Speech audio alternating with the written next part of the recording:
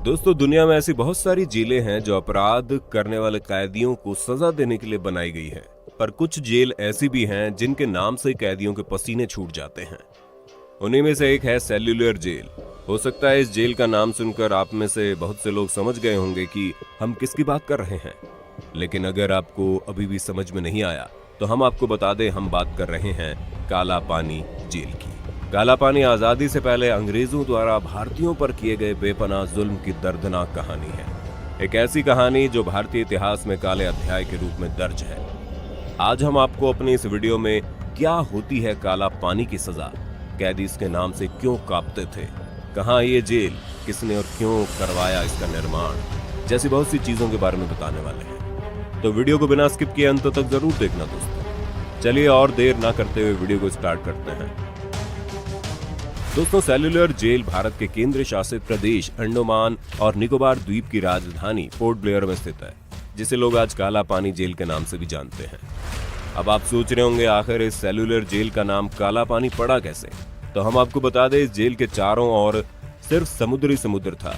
कई किलोमीटर तक जमीन का यहाँ कोई नामो निशान नहीं था, इसलिए इसे काला पानी भी कहा जाने लगा। ब्रिटिश हुकूमत ने इस जेल का इस्तेमाल आजादी की लड़ाई में हिस्सा लेने वाले स्वतंत्रता सेनानियों को सजा देने और कैद करने के लिए किया था। इस जेल के निर्माण का विचार ब्रिटिश हुकूमत के दिमाग में 1857 की पहली क्रांति के बाद ही आ गया था और उसके बाद उन्होंने 1896 में इस जेल का निर्माण कार्य शुरू करवा दिया। अंडमान निकोबार द्वीप के घने जंगलों को काटकर जेल के लिए जगह खाली करने का काम शुरू किया गया, लेकिन वहां पर काम करने वाले लोगों के लिए यहाँ की जलवायु, जंगलों में सांप और बिच्छू उनके लिए लगातार संकट बने रहे। बहुत से लोगों को वहां पर मलेरिया ने जकड़ लिया। सबसे पहले यहाँ अंग्रेज अधिकारियों के लिए आवास, कमिश्नर हाउस, कॉन्फ्रेंस रूम और चर्च जैसी चीजों का निर्माण कराया गया।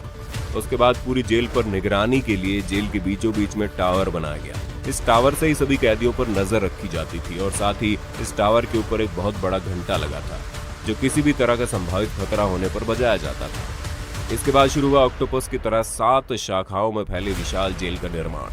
हर एक जेल 3 मंजिल की बनाई गई और इस विशाल जेल में 696 सेल बनाई गई ताकि यहाँ पर लाए जाने वाले सभी कैदियों को अलग अलग रखा जा सके। यहाँ पर कैदियों को एक दूसरे से अलग रखने का एक ही मकसद था कि कैदी आपस में स्वतंत्रता आंदोलन से जुड़ी कोई योजना न बना पाए और अकेलेपन का जीवन जीते जीते अंदर से ही टूट जाए, ताकि वे लोग सरकार के प्रति किसी भी तरह की बगावत करने की हालत में ही न रहें।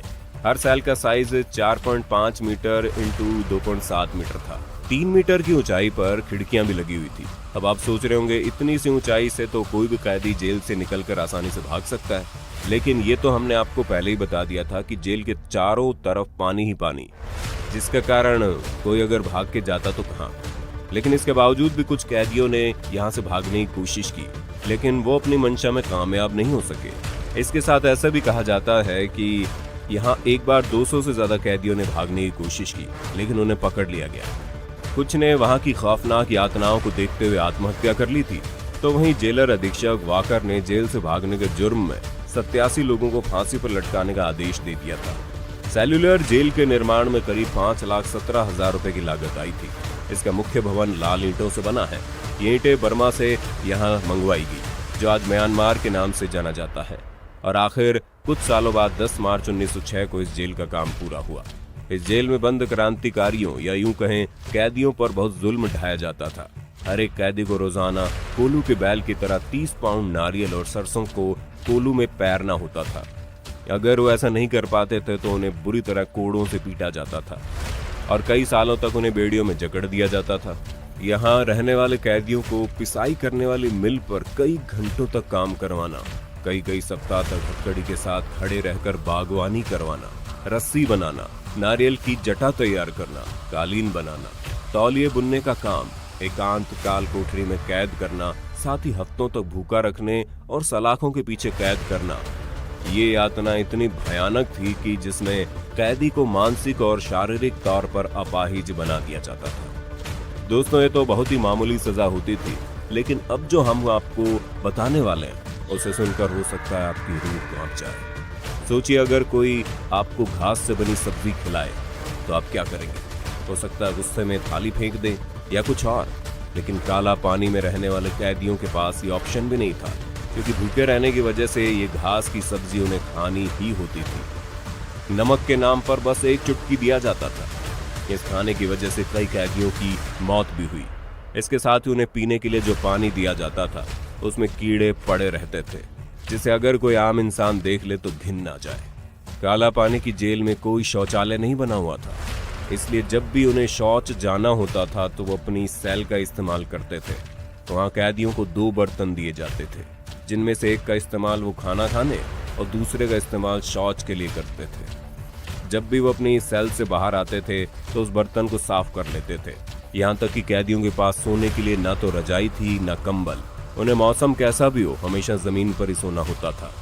जब भी वहां रहने वाले किसी कैदी ने किसी चीज की मांग की तो उन्हें इतनी भयानक सजा दी जाती थी जिसकी हम और आप कल्पना भी नहीं कर सकते। लेकिन ब्रिटिश सरकार को इससे कोई फर्क नहीं पड़ता था। एक जानकारी के अनुसार काला पानी की इस जेल का प्रयोग अंग्रेज सिर्फ भारतीय कैदियों के लिए नहीं करते थे।